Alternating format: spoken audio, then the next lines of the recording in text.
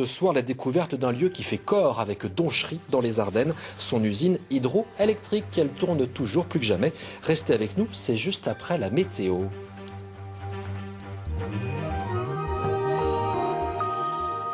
Bonsoir à tous. Le ciel n'aura pas fière allure ce samedi matin. La faute aux nuages qui domineront très largement et qui donneront de la pluie sur l'ensemble de la région. Un vent soutenu renforcera la sensation de froid au petit jour. Le mercure indiquera 2 degrés à Châlons-en-Champagne, 3 degrés à Charleville-Mézières. Ici et pas ailleurs vous ouvrent les portes ce soir de la centrale hydroélectrique de Donchery dans les Ardennes. Le département fera face, comme l'ensemble de la Champagne-Ardenne, à une perturbation pluvieuse et venteuse ce samedi matin. Et au mercure, on relèvera 2 degrés à Givet, 3 degrés à Sedan ainsi qu'à Rethel. C'est dans les Ardennes que le temps sera le plus agréable dans l'après-midi. Quelques pluies feront un peu de résistance tout au sud du département. Le thermomètre culminera l'après-midi à 8 degrés à Charleville-Mézières et à 9 degrés à Vouziers. Nous fêterons Isabelle demain. Très belle soirée.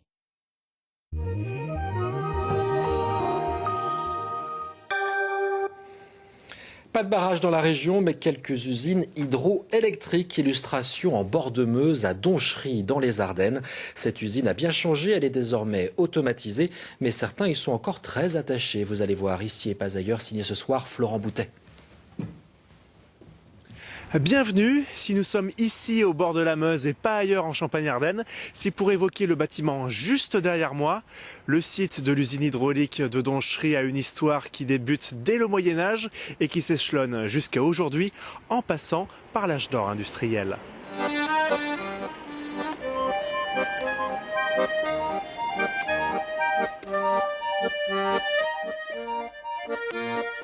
Ils vivent ici depuis plus de 30 ans. Fabrice et Armenio sont beaux-frères. Ces 2 ouvriers sont les derniers qui ont travaillé à la centrale. Et là, tu te souviens que l'eau elle passait à travers là. Moi, la porte, c'est pareil, regarde. Le flot de leurs souvenirs est rythmé par les crues qui obligeaient la production d'électricité à s'arrêter. C'est quand même le site, c'était mon petit chez moi. Voilà. Autrement, j'ai passé des heures et des heures à nettoyer, à ramasser. Mais une fois que c'est automatisé, si vous voulez, ça n'a plus de charme. Car le site n'a plus de gardien depuis 2007. Alors Fabrice et Armenio ont accepté de nous montrer les gestes qu'ils faisaient avant pour dégager chaque jour l'entrée de l'eau dans les grilles de la centrale. Ce travail, c'est maintenant lui qui le fait. Bonjour monsieur Lebel. Ça va ? Bonjour, comment allez-vous ? Le nouveau propriétaire est belge. Il a investi dans des machines et il surveille tout à distance grâce à des caméras.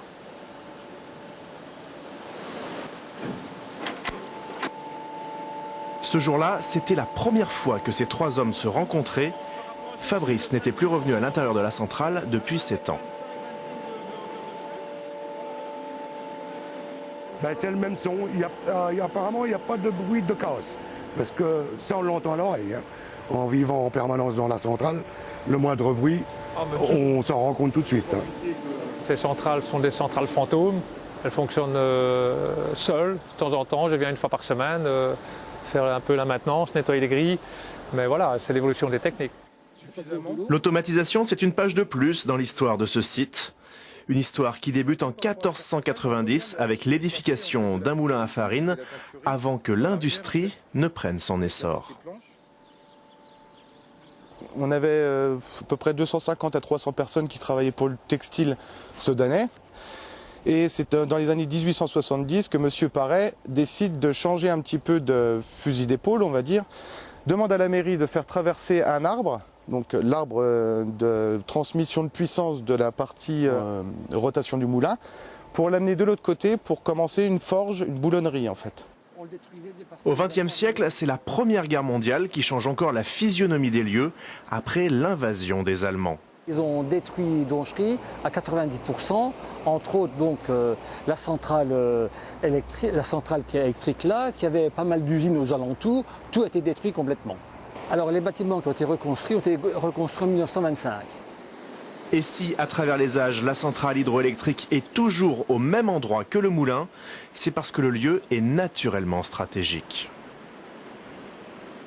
Pour fabriquer l'électricité, on a besoin d'une différence de hauteur d'eau. Et au niveau de la centrale hydroélectrique, on va arriver à avoir une hauteur d'à peu près 2 mètres. Donc ça, à cette hauteur, plus le débit, eh bien, va permettre d'avoir suffisamment de force pour faire tourner les turbines. Derrière des turbines, on va avoir l'alternateur qui va nous faire de l'électricité. Quand on possède une centrale comme celle de Donchery, il faut rester à l'écoute des alarmes et pouvoir venir ici 24 heures sur 24 en cas de problème. Didier est ce qu'on appelle un autonome qui revend son courant sur le réseau. Il ne dépend donc pas d'EDF. Je ne me plairais pas de travailler dans une centrale nucléaire, pourtant c'est toujours produire de l'électricité, mais le cadre ici, comme vous le voyez, est magnifique. Donc je lis le professionnel et l'agréable dans un environnement qui est extraordinaire, quoi. Et si l'environnement est préservé, c'est aussi un peu grâce à la centrale. C'est une énergie qui est décentralisée, c'est-à-dire qu'on va produire localement ce qu'on va consommer localement. Donc ça évite aussi les grosses pertes d'énergie sur le réseau. Ça permet également d'avoir des retombées économiques locales. Avec sa puissance de 500 kW, la centrale peut fournir du courant à 700 foyers, soit la quasi-totalité de la commune de Donchery.